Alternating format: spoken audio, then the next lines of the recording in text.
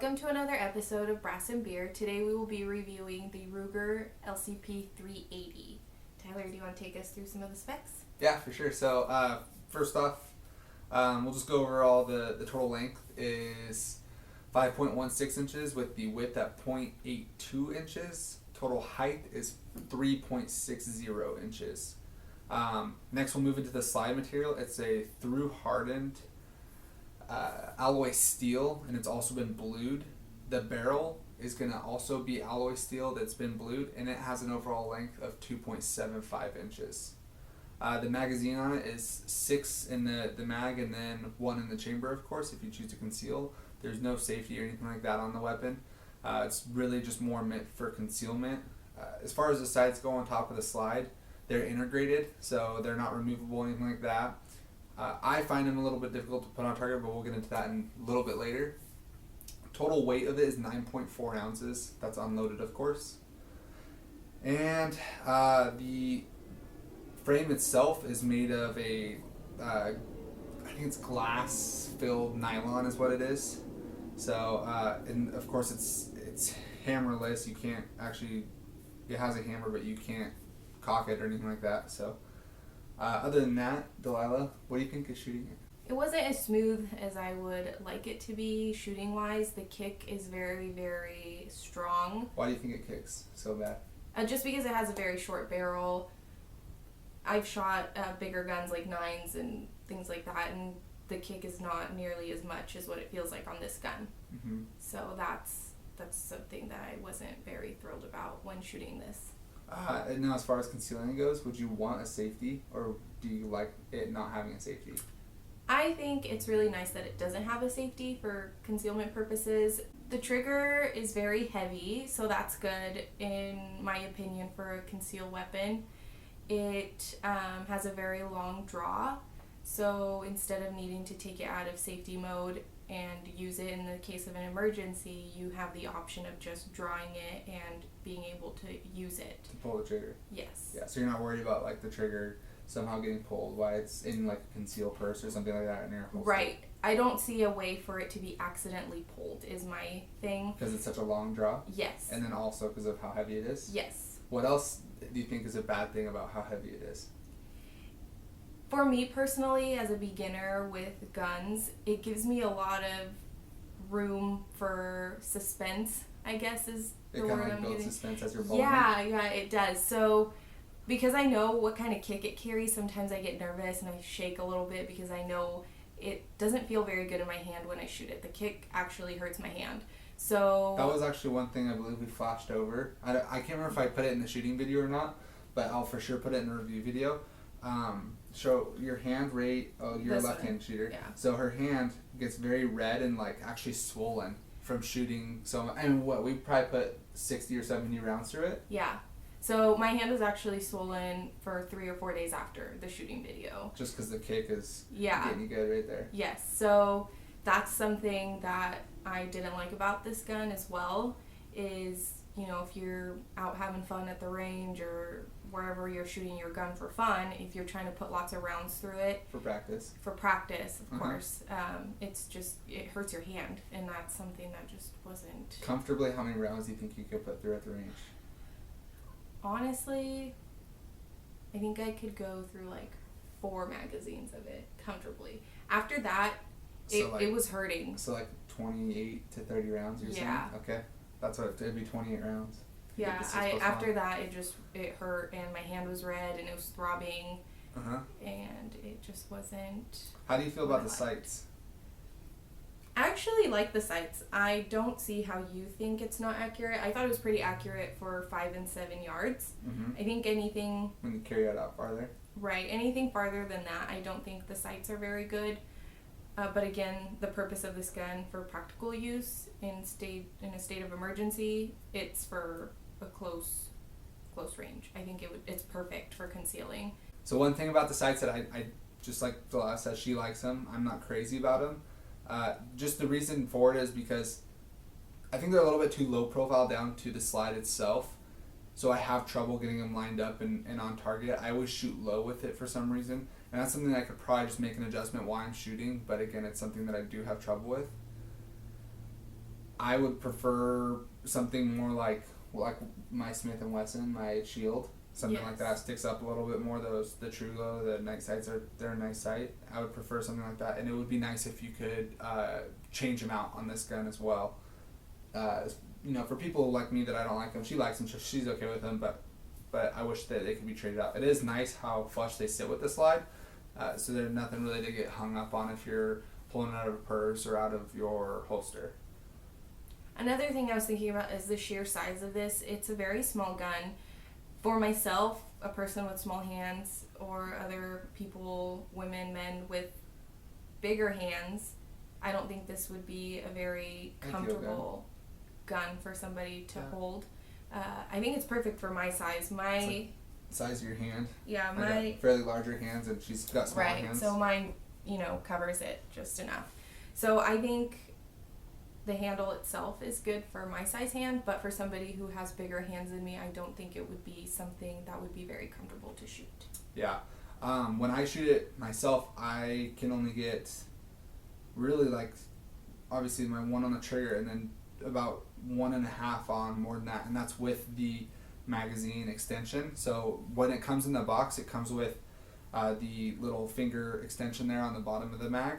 And we actually have those on both mags. Got the other one right here. So that little extension down there at the bottom, I can get about half my finger on that. Dalila, you can get two of them, right? And then do you tuck your pinky under? Yes. Yeah. So definitely small, really, really small gun. But that's also a plus too if you just want to, put it in your pocket or something along those lines. Do you have any other complaints or pluses for it? I mean, do you like it? I like it. I think it's a good size caliber for a beginner shooter who wants something more intense than like a 22 size. So like for ladies, what you're saying? Yes. Or beginners. I was a little bit intimidated by this gun, but the more I shoot it, the more I like it, the more comfortable I am with it. In the future, I would like to conceal a gun, possibly a 9, or I wouldn't necessarily conceal this gun is what I'm saying.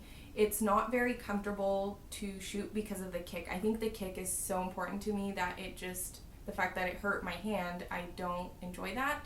So I wouldn't want to carry that personally. I would like to look for something a little bit smoother to shoot. One other thing that we did forget to mention too about the start of the video is Ruger hasn't claimed it, but it's the first generation of the Ruger LCP. So since then they have come out with a second generation kind of thing. Ruger hasn't really said it's a second gen, but it's just like the newer, updated version of the gun, which I've heard has a little bit better trigger pull on it. So that's probably one thing. But as far as the first one goes, it's a long, heavy draw on it. Other than that, it's a gun that shoots. Have we had any issues with it as far as jamming or failure to feed or failure to eject, anything like that? No, it's fully functional, very good. For me as a beginner, I think it's a great first gun to own. Mm-hmm. It's pink. I love that about it. So besides the kick, I think that's really the only thing I don't like about it. Everything else is just, I like it. I like the sights.